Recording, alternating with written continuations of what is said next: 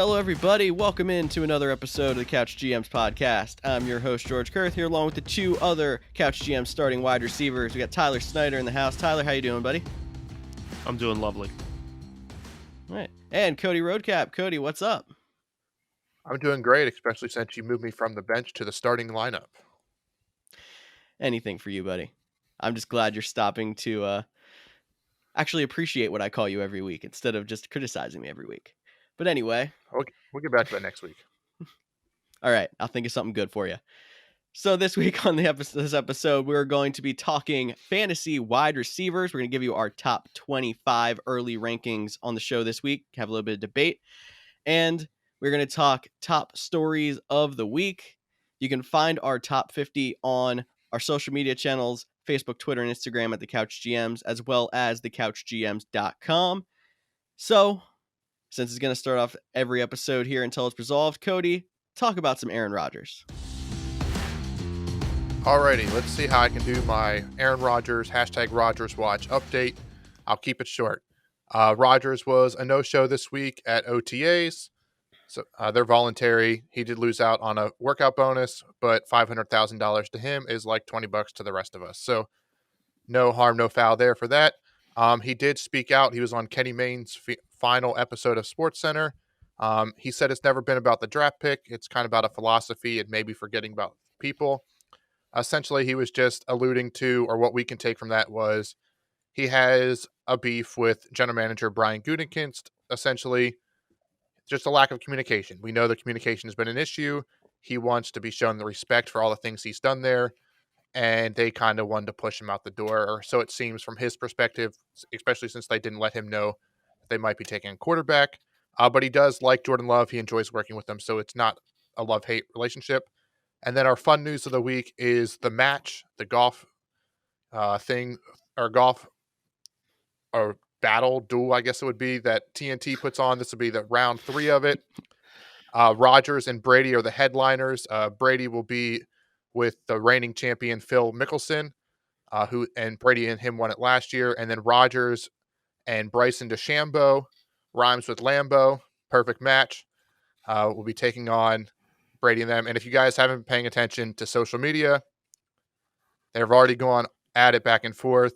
Brady's been putting out memes from the golf match this past weekend, but essentially like, this is Rodgers and then the Packers in the background not going for it, down by 7.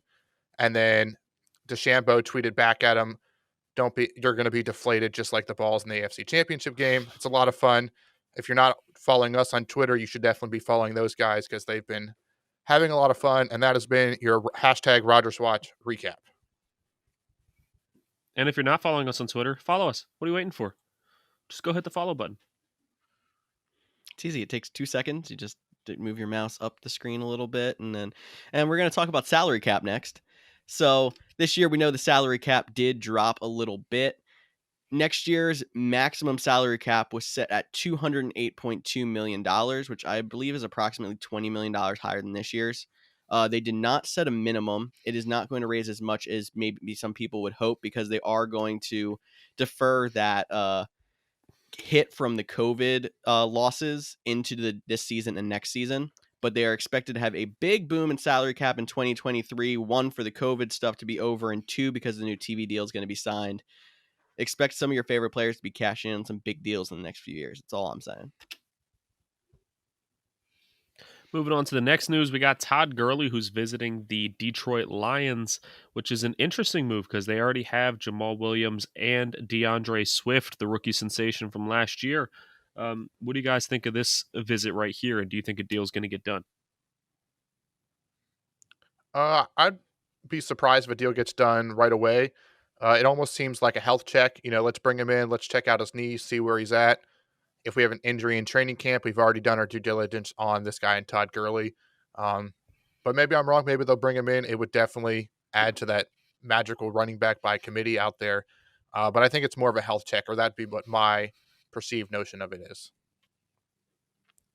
So I know I was in the mindset of thinking, Todd Gurley's just going to muddy up the backfield even more. But Cody off the air had said something about Jamal Williams is actually in the running to be the starting running back in Detroit over DeAndre Swift. Can you talk more about, do you think that should happen, or is that just on some Twitter talk? I mean, it did start on Twitter. I can't remember who or which writer tweeted it out. But we are in OTAs. There's still a lot of time to go. I'd imagine that Jamal Williams is RB2. Now, whether that's RB2 that's a straight 50-50 split or an RB2 that's only 30% of the snap, I tend to think it'll be closer to 50. Um, and I do know Jamal Williams, the former Packer, he's phenomenal in pass blocking. He might not be the little shifty third down running back we're used to, but he has very good hands. So he could also eat into those third down snaps as well. So just something to keep your mind on. I know we talked about running backs last week, but when you're drafting or planning for the future or your dynasty drafts, don't forget about Jamal Williams. He can definitely eat some carries, and we saw that with Aaron Jones over the last few years. You'd be like, okay, just give the ball to Aaron Jones, but Jamal Williams gets his carries. And you know what? We can't just have Aaron Rodgers watch unless we're going to have Julio Jones watch. That is the new thing that has come to be. Julio Jones says he wants to be traded, says he is going to be out of Atlanta. The team gave him permission to go seek a trade, but it is ultimately up to the team in the end. It looks like they were asking for a first-round pick at first. They weren't getting that kind of compensation back in trade offers. So they started to say that basically best value gets him, although they did mention that they would prefer to trade him to the AFC rather than the NFC for obvious reasons. But now it seems that another team has emerged as favorites, a secret team, they haven't said who is offering a first round pick. This is near and dear news to my heart because I've been hoping for Julio Jones, and I've been seeing the team trying to recruit him, but it was announced today that the Titans are considered a long shot to land Julio Jones now. So, upsetting news, but that doesn't mean we're out of the running. It will be interesting to see where Julio Jones goes. I think it would fit right in with a team like the Titans who desperately need a wide receiver too. However, there are concerns with his high contract and his age. So I mean, I want to throw a quick question out to you guys because of the whole mystery team with the first round pick. So we talked about, you said the Titans were the original favorite. Some of the other betting favorites as of Tuesday, I believe it was, were the Patriots, 49ers, Washington football team, Cardinals, and Raiders. Do you think it's one of them that brought the first round pick out there, or who do you guys think it is that offered a first round pick for Julio Jones? Probably the Patriots. Probably the Patriots. I was thinking the Patriots as well. They've been in really close talks with Julio this entire time since he's been, rumored to be on the market. And that is one of the two places that Julio said he would prefer to go as well. I don't know why. He wants to win now. I don't see how New England's in win now mode. I also don't see why he'd want to play with Cam Newton past his prime, but hey, to each his own. Agreed. Yeah, I mean, out of the teams I named, I think the only other one that would make the most sense with their receiver room already would have to be the Raiders. I think the other teams may not even need Julio as much because he would slot in as a wide receiver 2 or 3, which, I mean, if you're going to stack your team for a run, that makes sense. But to spend a first round pick for a wide receiver 2 doesn't make much sense to me. Yeah, I agree with that. Bet Online does currently have the Patriots at -105 as their lead candidate, so they might be on to us as well with who we think that secret team is. And the last other team, I want to get your guys' vibe on it before we break down these wide receivers, but I think would be a really interesting fit. I think this team is ready to make a run now, and that would be the Los Angeles Chargers. Now, he would come in, he would probably be the number 2 behind Keenan Allen. Even at 32, if he's healthy, he's even if he plays at 80%, he's right there or as Mike Williams. To put him in at number 2, I just think adding a solid veteran to a fairly young team, but to combine him with Keenan Allen, I think that'd be a great fit. That defense is loaded. They're ready to make a run. They just need to stay healthy. So that'd be another surprise team. I haven't heard anything, rumors on that on Twitter, but I do think the Chargers would be a fun place for him to land. So just want to get that out there. Absolutely. Chargers would be fun. He would slot in really well. I think that offense would take a next step. I think Justin Herbert would shoot up our quarterback rankings if that happened. Um, but, it always used to be that whenever there was a player on the market that were like, oh, I wonder where he's going to go. This is a big name. They always just ended up with the Patriots. But you got to remember, the new Patriots is the Kansas City Chiefs. What if, what if he just ended up in Kansas City and they had Tyreek, Julio, Kelsey? Now, I understand they don't have any money and they don't want to give up the picks. I understand that the possibility of this is very, very low, but just what if?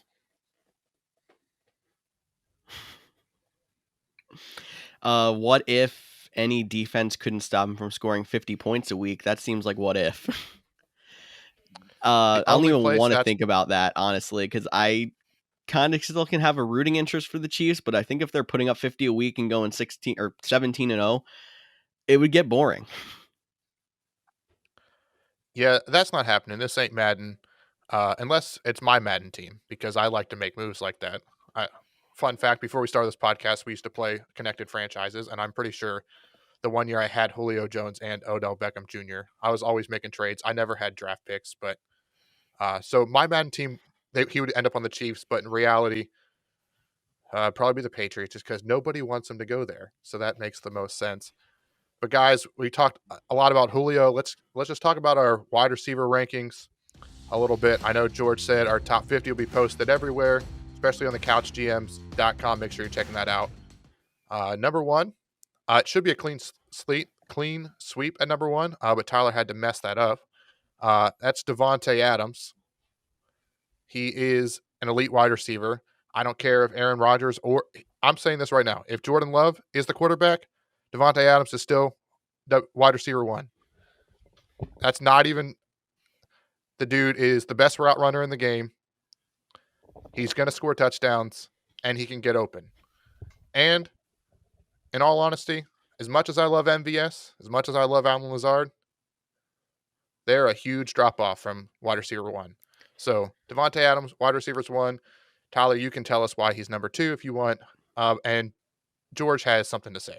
Before Tyler rants on how he's number two, I just wanted, you had me until if Jordan Love's the quarterback, Davante Adams is still my number one. I had a tough decision between Davante Adams and I'll just spill number two is Tyreek Hill, because Tyreek Hill is explosive. He's been consistent, but the only reason I put Davante Adams on top is because I look back at the numbers last year and thought after Tyreek Hill had that 40-point game near the fantasy playoffs, he was a lock for number one last year. And then I noticed Davante Adams still outscored him by 20 points. And at that point, I'm like, okay, yeah, it is special. I'm going to put him at one. But to say that if Jordan Love comes in and you don't know what he has and you're still going to put Adams at one, you're crazy. I don't think it's crazy. I think it's just pure volume. I know Tyreek Hill we're talking about is the number two, who Tyler's number one. He's elite, and I'm not questioning that, but he has to compete with Travis Kelce. A lot of these wide receivers in the top five, it's mainly because of their volume. And Matt LaFleur they make plays for Davante Adams. Either way, I think he'll be the wide receiver one. If Love plays, in all honesty, he probably won't be. I'm probably just a little cocky about that because I am a Packers fan, and I do understand that. But let's not forget in 2017, Davante Adams still put up good numbers playing with Brett Hundley. So I'm not saying it's not out of the realm of possibilities. All right. So the reason why I have Davante Adams 2 and not 1, I think it's very close. Honestly, you can go either one of them at wide receiver 1 and you'd be totally fine. Last year, yes, Davante Adams did continue to outscore Tyreek Hill, became wide receiver number 1. However, he also had Aaron Rodgers putting up MVP numbers. To expect Rodgers to be consistently putting up those numbers that he had last year. Now, he's consistently good. He's consistently great every year. But to expect him to put up those MVP-type numbers every single year is a little far-fetched. And my other reasoning is, Cody, I mean, you kind of explained how it's such a big drop-off after wide receiver 1 for the Packers. I mean, they drafted a rookie receiver. They do have MVS. They have Allen Lazard, but they're nowhere close to the level that Davante Adams is. Where on the Chiefs, Tyreek Hill, yeah, he's definitely elite, but you do have Travis Kelce to worry about. You do have other pieces there that can break out. So I feel like the coverage on Devontae Adams is going to be so much stronger than it will be on Tyreek Hill. There's really no way to cover Tyreek Hill with his speed, and he can change your entire fantasy outlook in one play, which is why I like him so much. But Devontae Adams, I feel like let MVS beat us, let Alan Lazard beat us, because we can try to shut down Devontae Adams. Where on the Chiefs, if you try to shut down Tyreek Hill, put everybody on Tyreek Hill, Kelsey's going to burn you all day. You can't leave him wide open. So I feel like having those extra weapons actually helps Tyreek Hill's case, which is why I have him number 1 and Adams 2. Yeah, I can't complain. They're obviously both there. George, I'll let you talk about Tyreek Hill too if you want. But I do have one question, mainly for Snyder, because when we did our rookie draft, he dropped a comment. I believe it was the rookie draft show. We were talking, or maybe it was quarterbacks. He was telling people not to draft quarterbacks in the first round. Can't remember the exact show, but he hinted that Travis Kelce should be taken in the first round. George, I don't know your opinion on this. Would you take Travis Kelce before Tyreek Hill? Say you're like picks 8 or 9 when they're up. Who are you taking?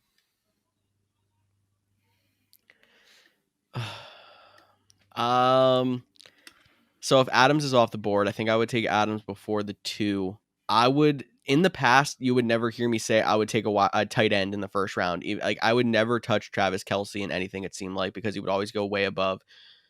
But I've changed my stance a little bit because of how thin the tight end position has gotten and how that middle tier is dissolving. So I think I would probably take Travis Kelce before Tyreek Hill. Yeah, I would say yes. It's not even a question for me. I love Tyreek Hill. He's one of my favorite players in fantasy. I have him in dynasty leagues, and I'm thrilled with it. But when it comes to the first round, you'll find out from listening to this podcast, and especially when we discuss some of our late round flyers, or if you look at our top 50, there's so many receivers that you can find late and be like, wow, I like this guy. Wow, this guy might actually become something big. I can start this guy every week, and I'm getting him in round 8, 9, 10. But you can't say that for tight ends. I mean, we always think that there's going to be some tight ends that break out, and yet year after year, it's 2, maybe 3 guys that you can really rely on. So having a guy like Travis Kelce, like I said, Tyreek Hill is getting you 30 points at receiver, and somebody else has a guy getting 25 at receiver in that same wide receiver 1 slot, you only have a 5-point edge over your opponent. If you have Travis Kelce putting up 25 points and the other guy's tight ends putting up 6, look how much bigger of an edge you have over your opponent now. So that's why I got to go Travis Kelce over Tyreek Hill. First round, take him. Gotcha. Well, we'll talk more about Travis Kelce next week in our tight ends way too early predictions. But let's move on to number 3, who we all have the same. And one disclaimer I forgot to make at the top. Our rankings are based on our favorite style of scoring, which is half-point PPR. Some of these guys might be adjusted accordingly if it was full-point PPR or just standard scoring, no points for any catches, just based on yards and touchdowns. If they're just based on yards and touchdowns, I would probably put Tyreek above Devontae Adams just because Adams is probably going to have 20 to 40 more catches than him, but they'll be right there in yards. So just something to think about. But guys, we all have Stephon Diggs at number 3. For me, it's just, again, volume. The dude had 166 targets last year. He seems to have a true connection with Josh Allen. I don't think there's much else to be said there. I think he's right up there with 1, 2, and 3. I think it's a clear 1, 2, 3 this year.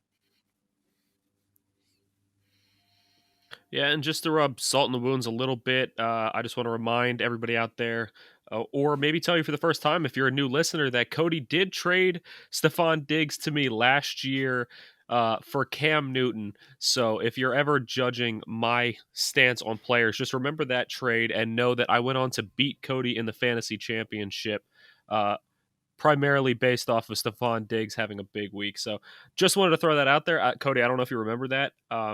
Just want to make sure you knew. No, I do. I remember that very clearly.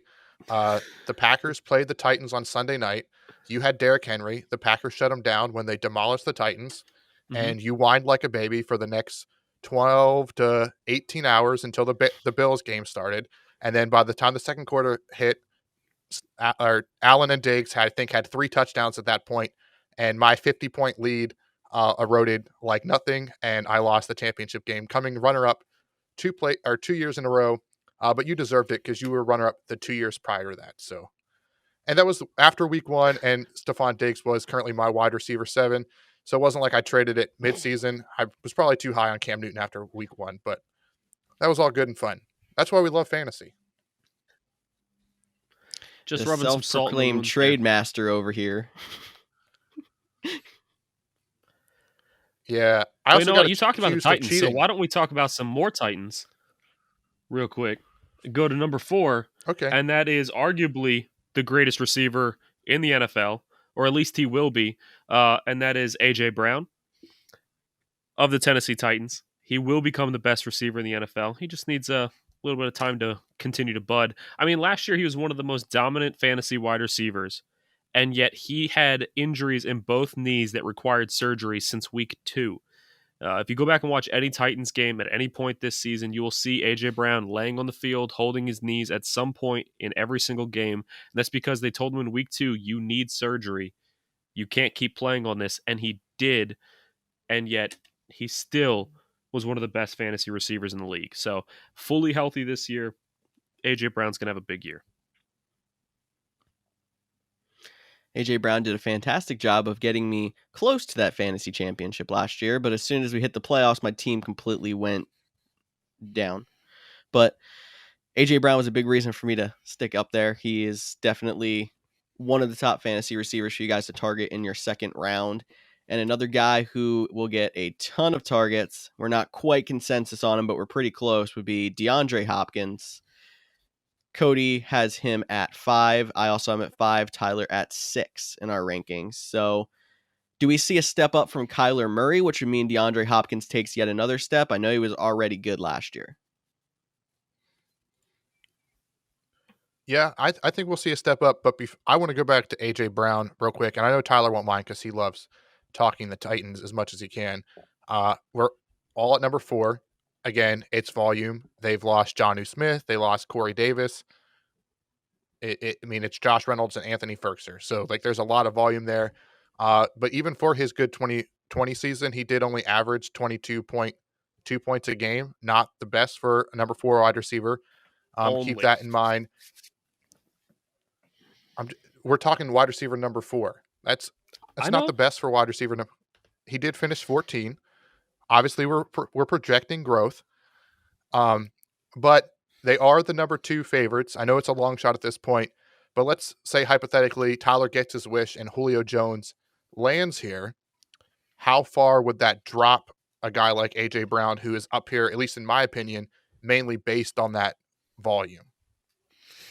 I mean, you heard me earlier talk about how I like Tyreek Hill better than Adams because I don't feel like Adams has anybody that's going to really pull coverage away from him. And AJ right now, honestly, it was tough for me to even actually rank him number 4 because of the fact that there's nobody else there to take coverage away from him except for Derrick Henry. Being a Titans fan, I've watched them game after game put 8, sometimes 9 guys in the box. And with that being said, that leaves the passing game wide open. So really, you don't need that person in this current Titans offense to pull coverage away from AJ because Derrick Henry's already doing it for him. Now, if you bring in Julio Jones, I think Derrick Henry's value somehow gets higher because you're going to have to start covering the pass. But I think it doesn't hurt AJ at all, honestly. I think that Julio Jones in his age should put up better numbers than what Corey Davis did. But if you combine our slot receiver, whoever it may be that current week, with Jonnu Smith's production, with Corey Davis' production, put all of that together, I think that's what you'll get out of Julio Jones. And A.J. Brown is still going to perform at a high level. Less coverage on him because you're going to have to watch Julio. And A.J. is the younger guy, the more physical guy at this point in his career. So I think A.J. will still be there. I don't think he drops.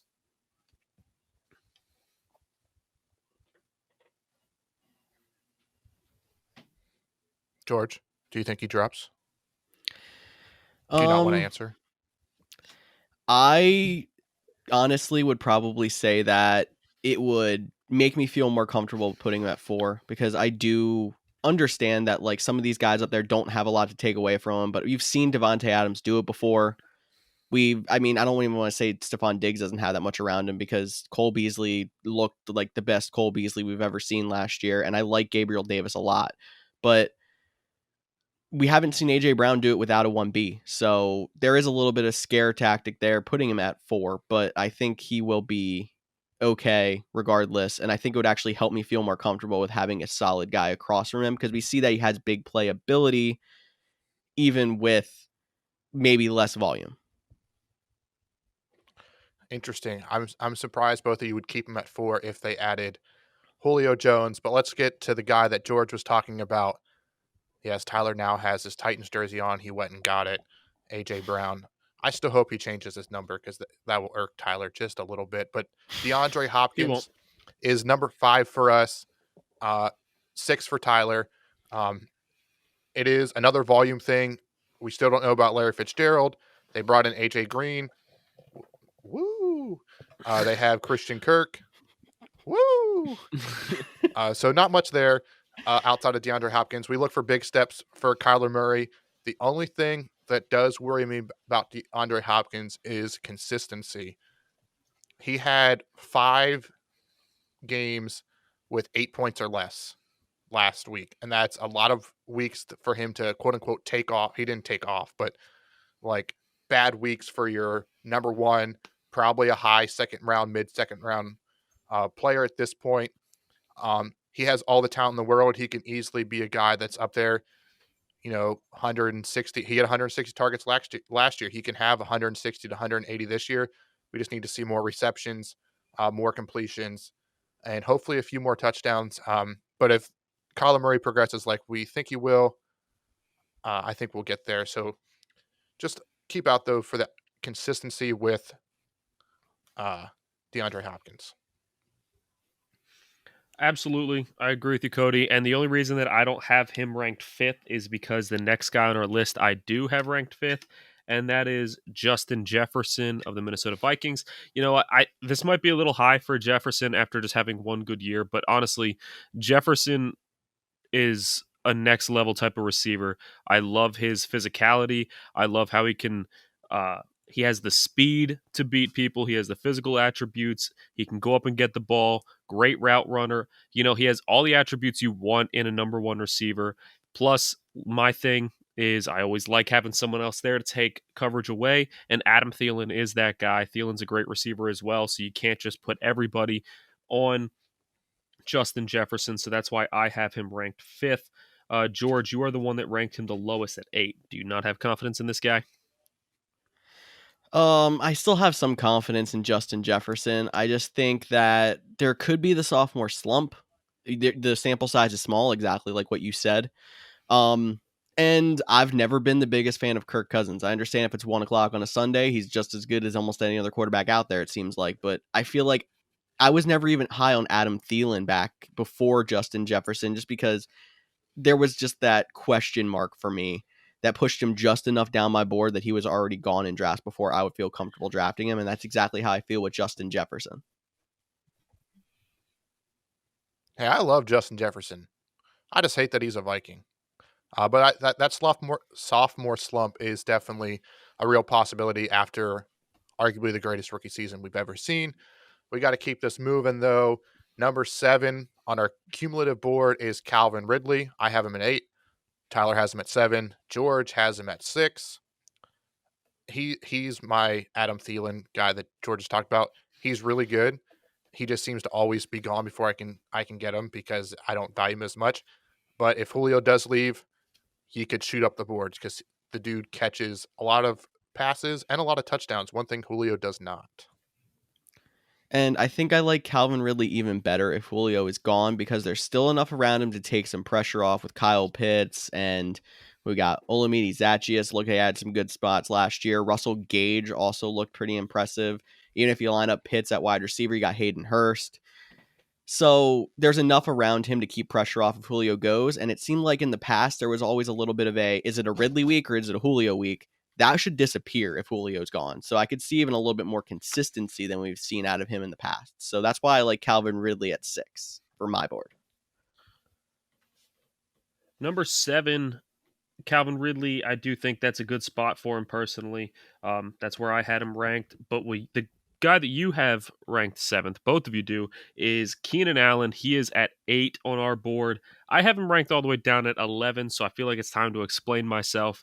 Look, I love Keenan Allen as a receiver, and I love Justin Herbert as a quarterback. I think he's going to be able to put up the points. Mike Williams isn't the flashiest guy to be pulling coverage away, but he can do something. You have Jalen Guyton with the speed that might be able to pull a safety off of him or something. But honestly, Keenan Allen is very consistent, but he does have some injury issues in the past. Not that you can bank just off of that. The reason I don't have Keenan Allen higher is because I feel like at this point in his career, he's more of your safe receiver. He's more of your guy that you can pretty much guarantee you is going to get you 15, 20, maybe a little bit more than 20 every week. But I don't think he's that guy that's going to break out and get you 30, get you 35 points and have that monster game. And if I'm taking my wide receiver 1 this early in the draft, I want that guy that I feel like can put up those games. Guys like Stephon Diggs, AJ Brown, DeAndre Hopkins, Justin Jefferson, those guys can go out and get those monster games for you. And we've all been there in fantasy, or maybe you haven't if you're new, but you will get there, where you have those weeks where you're playing one of the top teams, you need to win that week, and you need someone to just go off to be able to help you win that week. And having a guy like a Justin Jefferson who can randomly put you up that 35 might be the edge you need to end up making the playoffs in the end. So wide receiver 1, I don't want the consistency of Keenan Allen as much as I want the big playability of some of these other guys. That's interesting. I guess we view it a little bit different. He's 8 on our board. Yes, that's wide receiver 1 is still 1 through 12. But for me, Keenan Allen's going end second round, third, maybe fourth in some points. Like at this point, you just want those guys to get 15 points a week. That is so valuable. You take your guys that you expect big weeks from in round 1, or in round 2. But if you're getting a guy in round 3 or even round 4 who can consistently put up 15 points, even if his ceiling is 20, I feel like that is so much more valuable than a flyer like the guy who is number 9 on our board, which I have him at 9. So does George. Tyler, you're a little bit higher on him, and that's DK Metcalf. I feel like he is a guy, which probably why you have him higher, that he's the big play guy. One week he'll have 25 points. The next week he might only have 9 because it's a Tyler Lockett week. But it's just a different strategy that I'm finding out that we have, and it's probably a reason we can never make a trade unless I give you freaking Stephon Diggs for Cam Newton.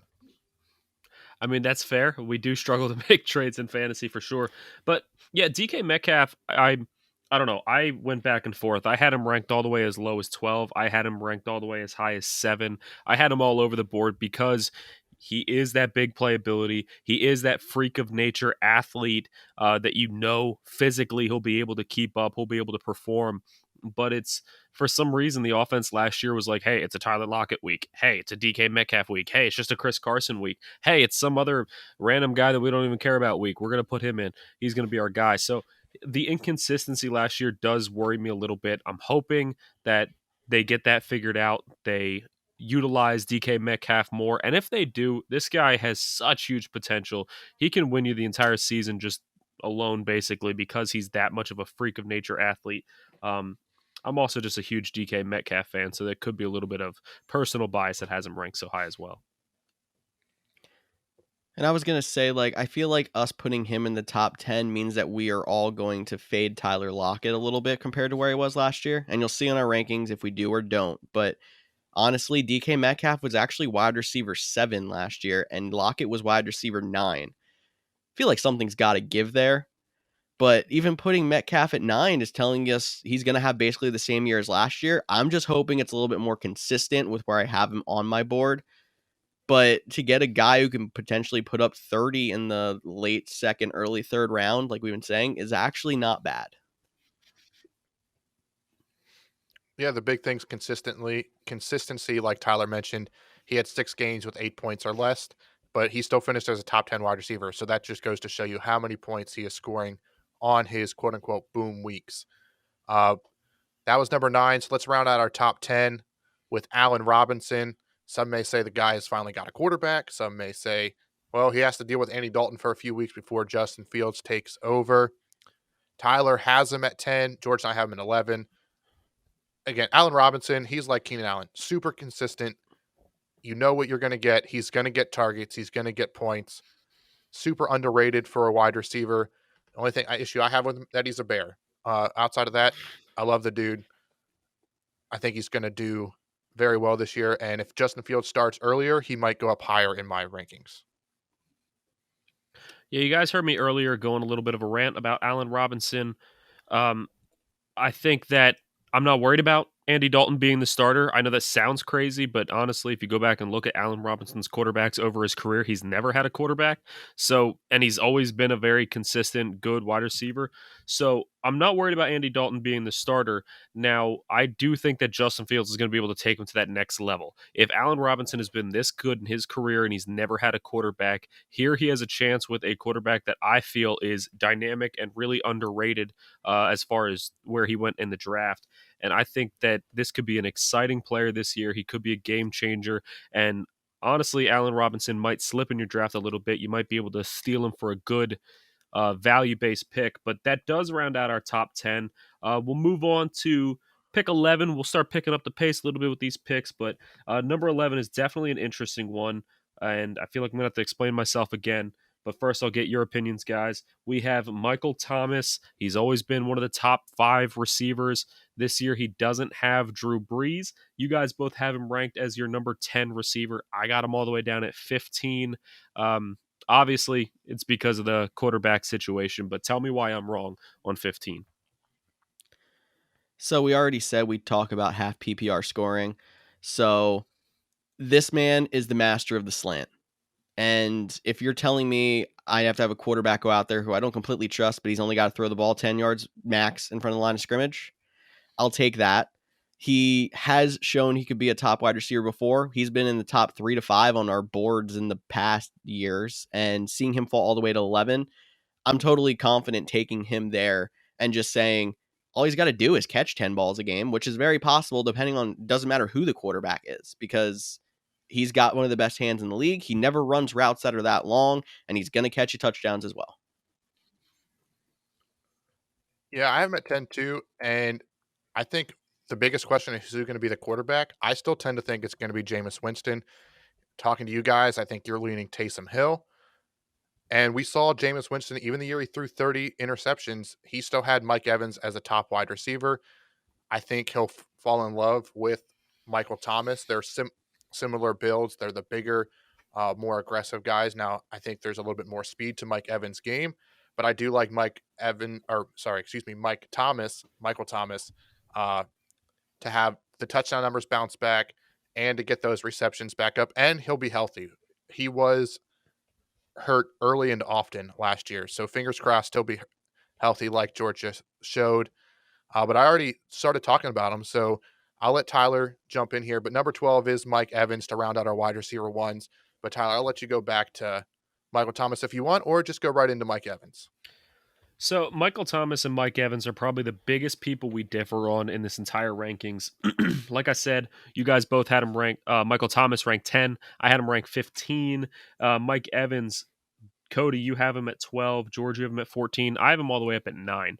So I think Mike Evans is pretty much the same person as Keenan Allen. I know that sounds weird, but I think that they're both, they're around the same age. I think they're about the same athleticism, build. I think that they both have about the same amount of talent. Quarterback level, I mean, Tom Brady's 107 years old, but he's proven that he can still throw some touchdowns. Herbert, great quarterback. The issue is, and the reason why I have Mike Evans higher than Keenan Allen is because I think they're both just as consistent, but Mike Evans has that potential for the big game. Granted, that he had some games without Chris Godwin last year, which allowed him to kind of boom a little bit more. And I think the Bucs do have quite a few weapons they can go to, but Tom Brady proved that he has a relationship with Mike Evans and that he and Mike Evans have a great connection.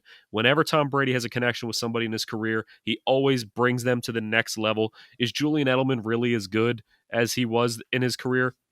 Probably not, but he was one of Tom Brady's guys, and he helped bring him to that next level. Mike Evans is already great. If Tom Brady can bring him up to that next level, that makes him elite. And we've seen Mike Evans last year have games where he'd have 3-4 touchdowns. Yes, Mike Evans had some injury issues, which is why he is not ranked in some of the top wide receiver rankings from last year, but he's still consistent. He can still give you those big games. He's a guy that you can plug in at wide receiver 1, even though we have him all the way down here, and be happy. But hey, if he falls and you're able to get him as your wide receiver 2, you might be one of the early favorites for a fantasy championship. And I have him ranked the lowest out of the three of us in that early wide receiver 2 range because I do think, yes, he is a good wide receiver 2, but I think the too many cooks thing is my problem. Like Too Godwin, many if you put Godwin as a wide receiver 1 with like 1 or 2 other competent wide receivers, I'd have Godwin way up around this 12 spot. If you took away either Godwin or Antonio Brown from this offense, I think I would be more comfortable putting Mike Evans in my top 10. But I'm just worried, like, Tom Brady always has had a connection with Antonio Brown as well. So you're bringing him back. You're telling me Chris Godwin's so talented, and Mike Evans might be your red zone guy, which is why I do have him rated ahead of the other two. But I feel like his catches may be limited because there's so many people to throw to. Yep, I'm right there with you. Don't forget about Scotty Miller, Tyler Johnson. There's a lot of weapons. They have 3 running backs. They're going to get involved. They're going to move around. And Evans is more of a touchdown dependent. So I think, but I still have him at number 12, which is a wide receiver 1 if you're in a 12-team league. So still a value play, just a little bit lower on our list. But let's pick up the pace, like Tyler mentioned, and we'll start doing these in chunks. Let's finish out our top 15 with Terry McLaurin at 13, Julio Jones at 14, and DJ Moore at 15. Does any of those stand out to you guys? I see, Tyler, you have DJ Moore all the way down at 17. Maybe you want to talk about him a little bit. But just round out our top 15 for our wonderful listeners.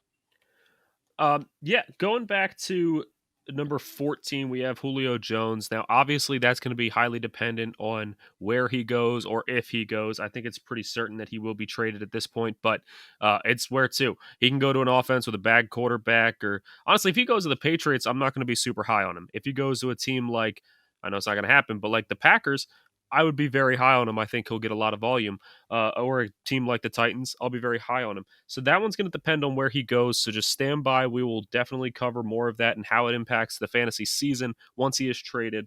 But DJ Moore, yeah, DJ Moore is, I don't know. He's one of those guys that he's always good, but I just never think he's great. We all have those players. We were discussing it even before the podcast got on, that you'll never really want to believe that they're really that special. So we'll see.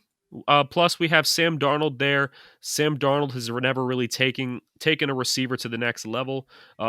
We'll see what he does this year now that he has some better receivers to throw to. He has better offensive coordinator, better team around him. So I'm curious to see what DJ Moore does, but I'm not going to bank on him personally.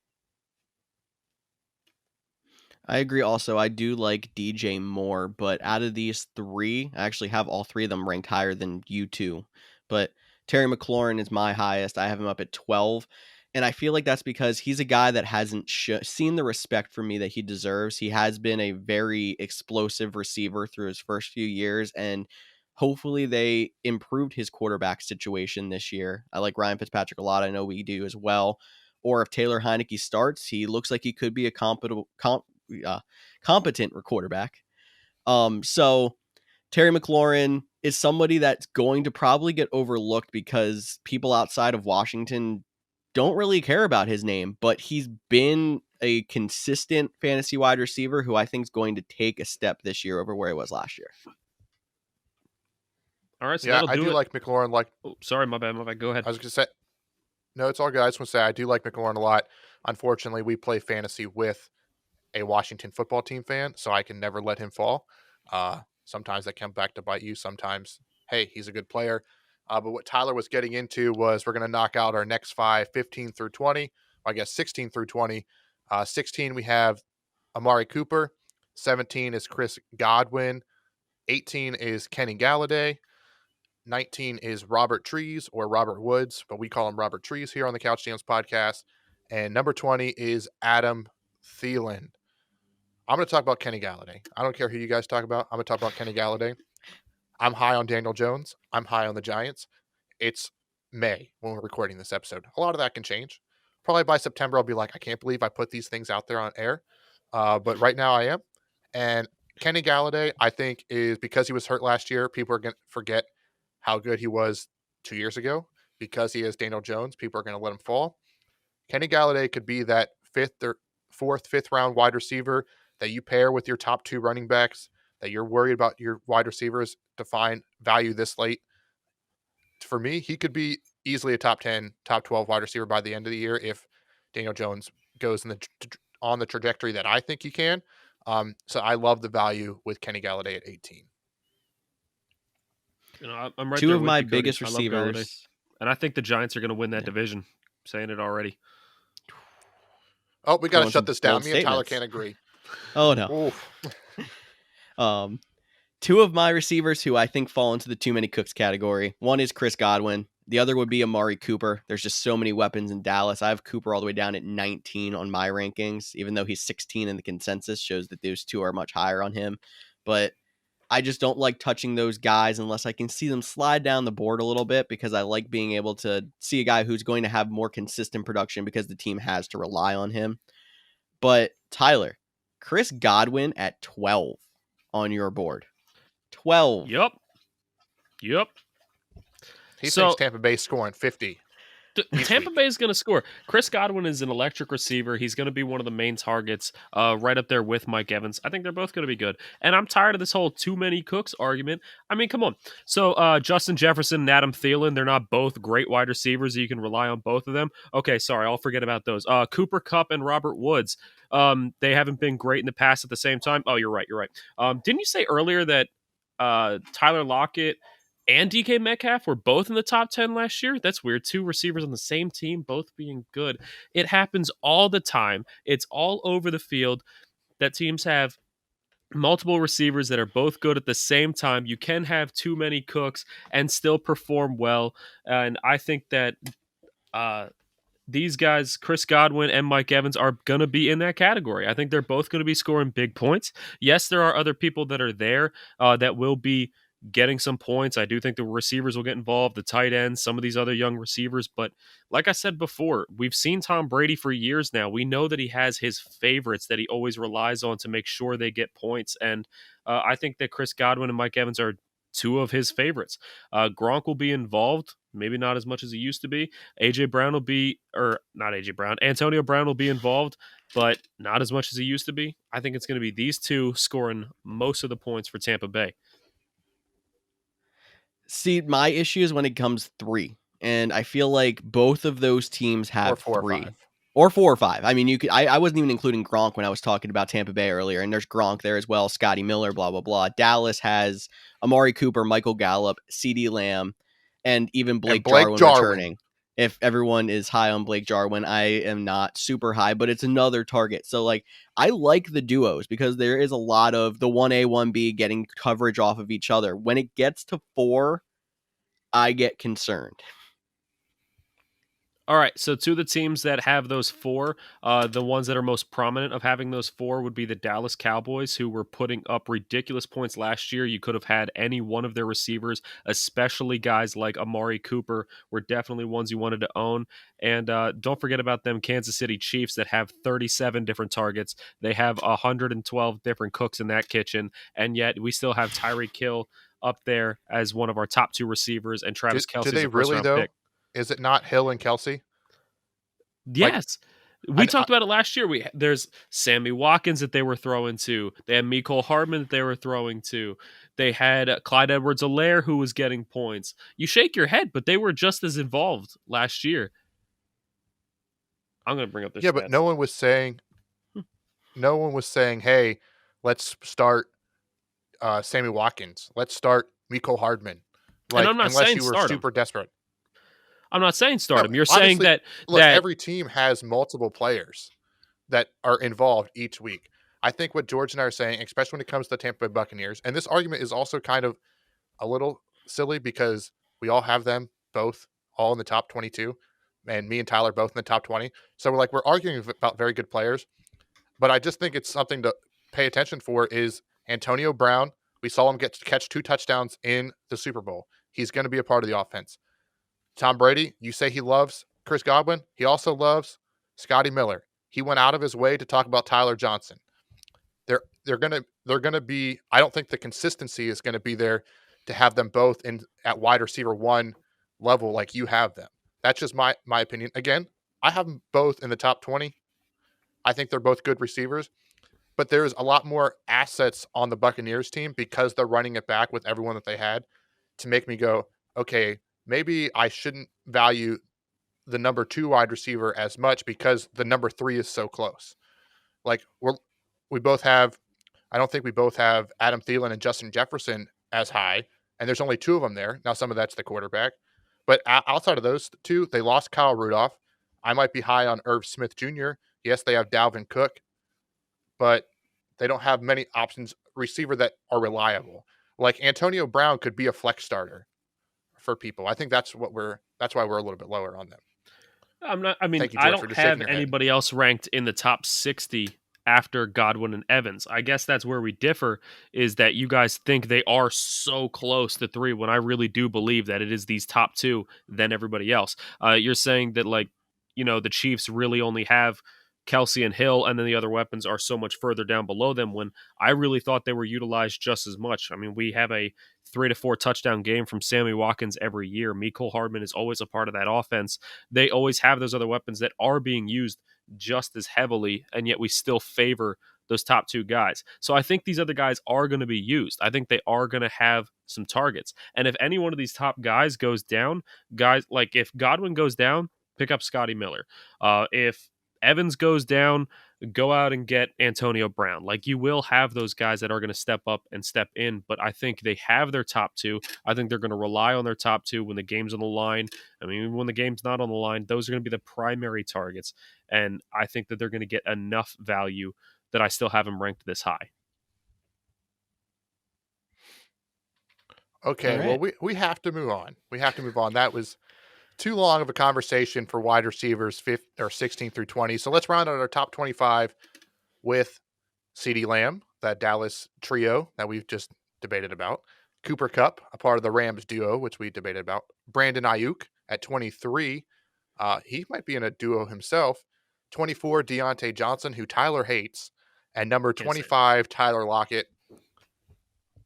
I just got to know, why do you hate Deontay Johnson? You have him all the way down at 32. I don't think he's reliable. I think he's hot garbage, personally. I think he drops more passes than Nelson Aguilar does. And I don't know. I just don't think he's reliable. I do not want to put Deontay Johnson in my lineup and say, I need 15 points from this guy. I'm betting on him to get these 15 points to win me the game, and have that guy be Deontay Johnson. I would rather have a Brandon Ayuk, a Cooper Kupp, a Tyler Lockett, any one of these guys, and say, I need those 15 points. Let's trust this guy this game. Plus, you got to think, I've seen nothing but regression. Maybe I'm the only one here, but I've seen nothing but regression from Big Ben. I've seen nothing from Big Ben that has made me say, wow, this guy's still going to put up the points through the air that we need. I'm seeing like end of career Peyton Manning level regression. Like, I don't think Big Ben really has it anymore. And I do think that after Juju stopped his whole TikTok stuff, that he became more involved in that offense, and he took some stuff away from Deontay Johnson. So I feel like some other receivers will be able to step up, especially a guy like Chase Claypool, and step into that role. We've seen that people were able to take away stuff from Deontay Johnson, even though they were trying to force him as a heavy receiver. I think Claypool is going to step into that role. He's going to be that number 1. He's going to get most of the targets, most of the points. I just straight up do not trust Deontay Johnson one bit. And I don't care how far he falls in drafts, I'm not touching him. Bold strategy, Cotton. Dude had 144 targets last year. It's a lot of volume. But that is another trio. That's why I have him right there in the 20s. Mm-hmm. But that's a lot of targets. Wide receiver 1 that late. Even if you don't think Big Ben is where he's at, he still put up decent numbers last year. But the guy I do want to talk about is Tyler Lockett. And I want to give a shout out to our very good listener, Nate Klein. He gave us a little hard time last week about having Josh Jacobs so low. And I'm going to do the same. I'm going to compare Josh Jacobs to Tyler Lockett. It's just all about consistency.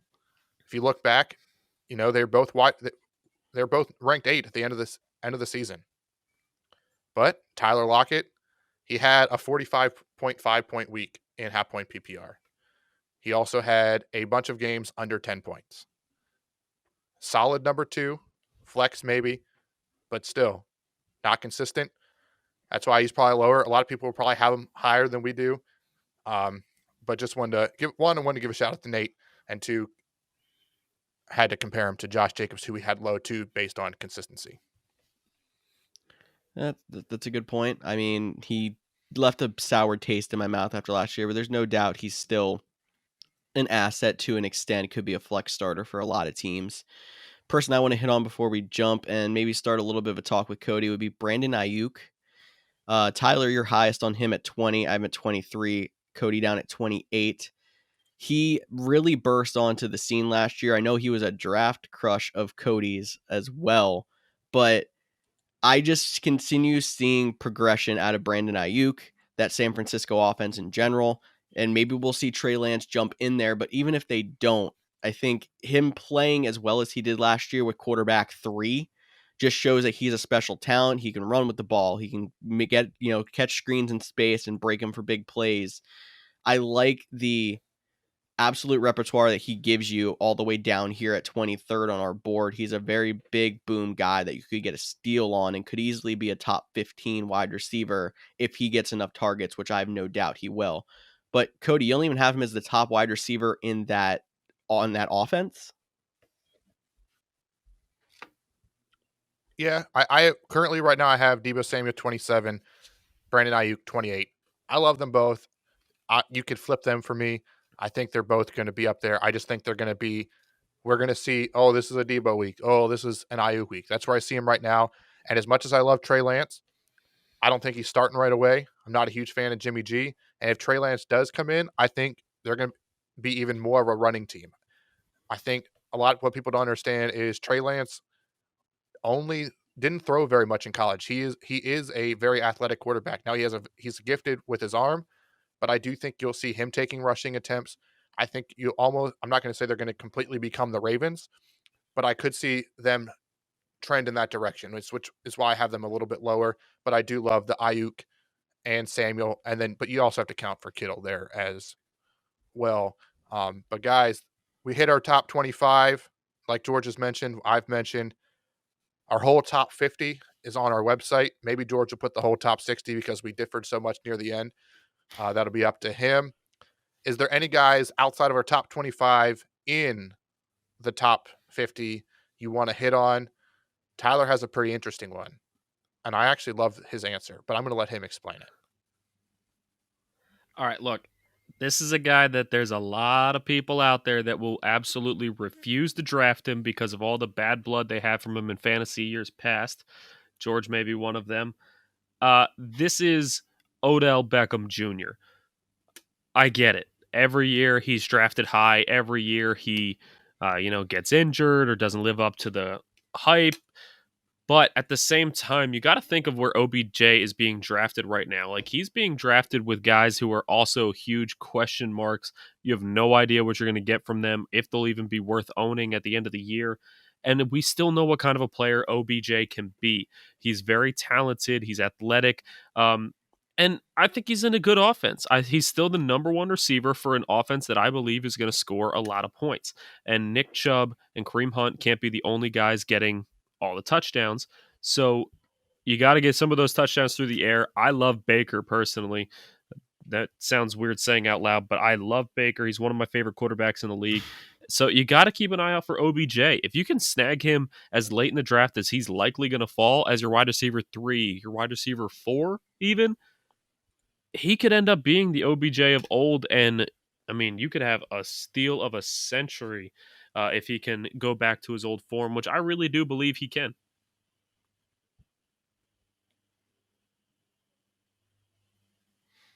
Hey, I agree with Tyler, and I don't like saying it, but That's a great pick. George and I disagree on the Cincinnati wide receivers. George, why don't you talk about them a little bit? All right, so we would like to talking wide receiver trios today. So staying on that topic, the Cincinnati Bengals, we know last year they rolled with Tyler Boyd and T. Higgins.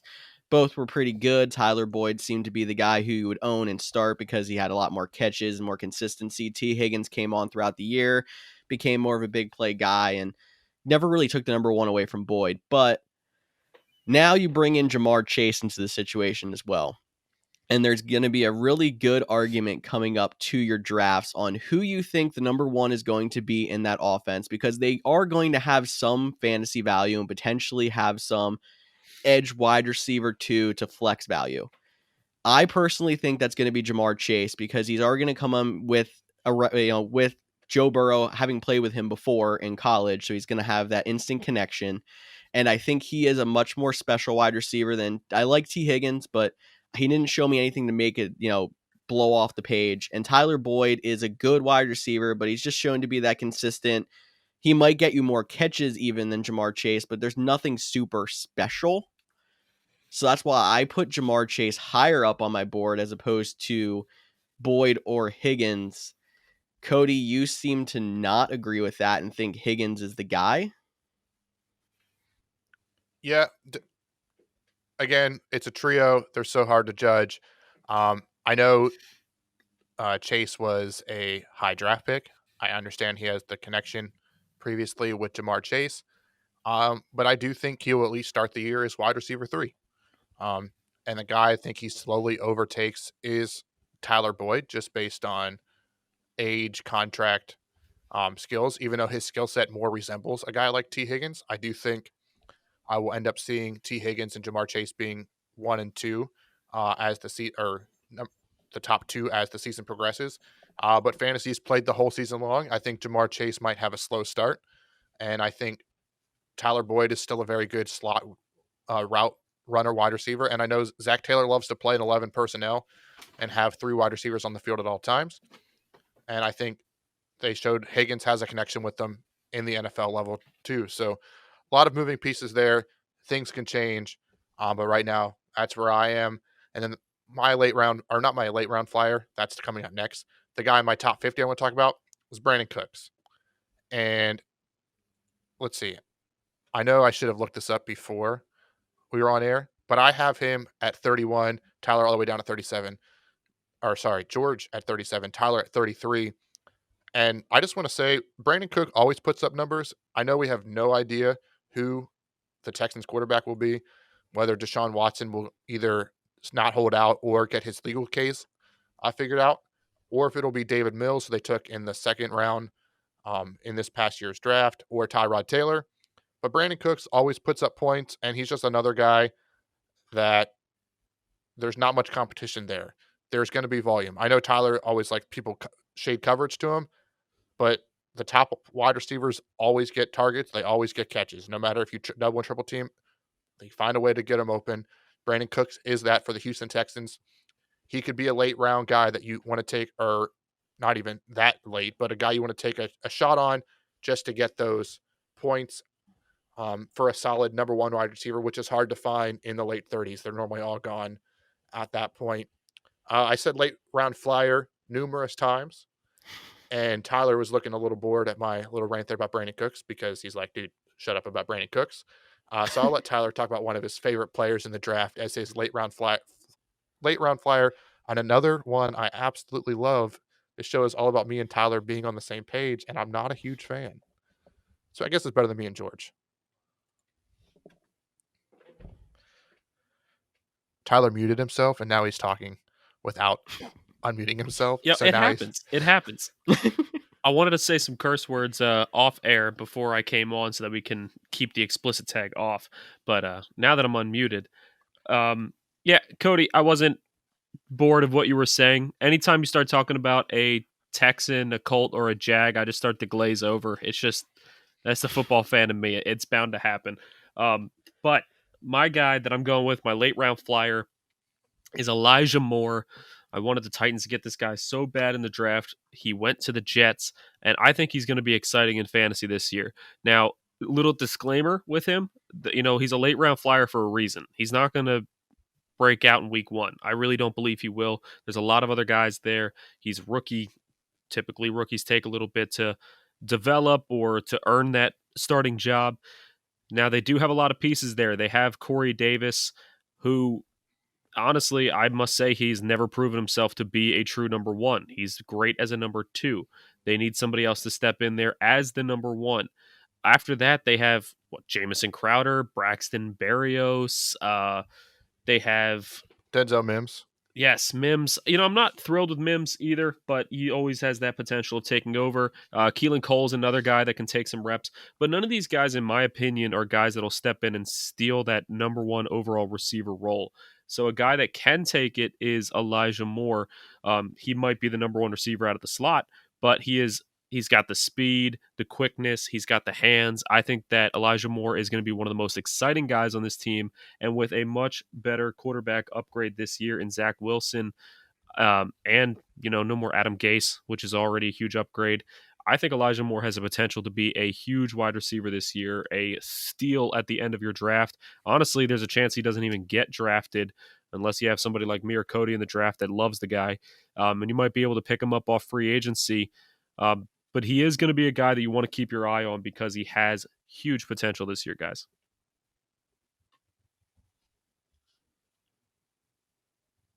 I like it. Moving on to my late round flyer, I'm going to actually name two guys, both of the second and third receivers there. Breaking the rules, yep. Number 2 and 3 wide receivers up there in Buffalo. That'd be Cole Beasley and Gabriel Davis. So when you're looking at late round flyers, you're looking at one of two things. You're looking at the guy that's going to have the potential to break out, which is why Elijah Moore is a great pick, and that's where I would line Gabriel Davis up. I think that you could start seeing big things out of Gabriel Davis in his second year, the step up, getting more time with Josh Allen. So he could be your boom guy. But if you're looking for somebody, like you already took some boom guys earlier in the draft and you feel like you might want somebody a little bit more safe that's falling down the draft boards, Cole Beasley might be your guy in the late rounds as well. He's fallen so far down despite being in the top 25 for wide receivers last year. And he seemed to be the safety net for Josh Allen last year. So even though he's getting up there in age and he's never been the flashy name, I don't think he's going anywhere in that offense. So I like Cole Beasley if you want somebody who's safe, who might be able to slot in as a flex if you have an injury or fill in for a bye week here or there. I love that pick late. Yeah, I'll round it out with my late round flyer. I can't believe this guy. I mean, I can because I'm going to say Brashad Perryman, and you're just like, really, Cody? You're going to say draft Brashad Perryman? But hear me out. The dude is currently has an ADP of 170. That puts you in round 14 of a 12-man league, undrafted in a 10-man league. But he's number one wide receiver on the Lions depth chart. And there's Tyrell Williams, who is often hurt. Quentin Cephas, late round draft pick from last year, who showed some promise. And then they took Amon-Ra St. Brown in this year's draft. And then they got Geronimo Allison. Not a lot of world beaters out there. A guy like Brashad Perryman with Jared Goff. I mean, this should shoot TJ Hawkinson way up, but we're talking about late round flyers right now. If you can get a number one wide receiver at pick 170, even if he is below average or not elite because the Lions aren't going to score that many points, to get a number one wide receiver who you can start in a flex immediately would be a huge steal. Could be a steal that wins you the championship, in all honesty. Like the guys that got, Darren Waller in round 14 2 years ago, or the guys that got Lamar Jackson his sophomore year at the end of the round, or even undrafted. I'm not saying Brashad Perryman is going to be the next Waller, Lamar Jackson, but a starting running back that late, or starting wide receiver, man, don't even know this position. That's how much we never talk about Brashad Perryman. But 170, that would be a steal for Brashad Perryman. But like you mentioned Tyrell Williams, and I would much rather own Tyrell Williams on offense than Brashad Perryman. Because, I mean, even if he's number 2, there's going to be a starting wide receiver in that offense. And we've seen Tyrell Williams be a number 1 wide receiver for a team and be productive back when he was with the Raiders. Brashad Perryman's been a wide receiver 1, albeit in that awful, Jets system, but he hasn't done much of anything, in my opinion. I would rather have Tyrell Williams and Rashad Perryman. I'm surprised that that's the guy you actually chose, to be honest with you. When he was naming off the other receivers that could break out, I mean, you have the rookie, but Quintez Cephas was really good last year. When Kenny Golladay went down, Cephas actually stepped up and performed well. No, he wasn't super consistent. No, he didn't put up your mind-blowing stats, but he was also a rookie that wasn't expected to be anything in his first year yet. I could really see Quintez Cephas taking a step forward this year. He's one of my biggest sleepers of the draft this year. Sounds like the three of us need to put a bet down and see which Lions receiver is going to have the best year. I'll take Williams, you take Cephas, Cody takes Perryman. Sold. Hey, do not put those words in my mouth. I'm not willing to go out and bet on Rashad Perryman. This is a late round flyer, and you want me to bet on him. Yes. You're saying he's wide receiver 1, man. I'm saying that's where his current position on the depth chart is. Put your dollar where your mouth is, Cody. Let's go. $1 bet. Okay. Between these Come on. three. $1 bet. $1 Right, bet. Rashad Perryman. Now, hang on. Before I agree to this virtually, what are the injury stipulations? Why is it always got to be stipulations with you? Seriously. Well, if you It's really $1. want to do stipulations, we can make it average points per game, but I think it's so much more fun for us to say most fantasy points out of the three. Most Okay, it's fantasy only $1. points. I don't care. It's $1. Let's go. Most fantasy Okay. points between the three. I'll Injuries bet out you the because window. I already lost because I can't win these things. All right. Well, they heard it here. The fans have heard it now. It's a real thing. We're not going to get shut down for a gambling now, are we? I don't think a So we dollar bet is going to get Monopoly. shut down. It's a Monopoly dollar. It's a Monopoly dollar. And we're going to shut down for copyright because Monopoly doesn't appreciate us getting their name out there. Or we're going to get Hasbro Okay, as a sponsor. Yeah, not a sponsor yet. Hasbro is coming. But guys, you have to keep listening to the podcast to find out who actually wins this dollar in week 18 of the NFL season. But as always, just thanks for listening to this episode. We loved having you. We love talking wide receivers. I think it's one of the most heated we got over something so silly on wide receiver trios, but it's always fun here on the Couch GM. So thanks for listening. For some reason, every time we talk fantasy, I just straight up get heated with Cody. It's just a natural thing inside me that it has to happen. Big reason we started this show. Yeah, pretty much. But guys, honestly, please get involved. I mean, we gave a shout out to Nate Klein earlier for getting involved in the comments section, ripping us apart for some of our rankings, and we love it. We'll go head to head with you guys on what your rankings are. So let us know who you have higher than what we have. What are some of your late round flyers? Get involved in other ways. What's your opinion on late round trios? Tell George that his hair looks stupid. I mean, guess what you think I've been drinking in this red Solo cup all these weeks. Maybe I'll give you a shout out on the air if you actually guess it correctly. But it doesn't matter what you do. All I can say is definitely get involved. It's a lot more fun. Trust me. And we all know I have the best hair on the show, so it is okay. Your receding hairline will survive. Thank you all for listening to the Couch Excuse GMs me. podcast. Excuse me. Oh, we're Who has the stopping, best okay. hair on the show? That is the new poll for after the podcast. Post it. It's definitely me. We will post that poll. We will see who gets the win. Thank you all for listening to this episode of the Couch GMs podcast. For Tyler Snyder and Cody Roadcap, I'm George Kerth, and we'll see you all next week.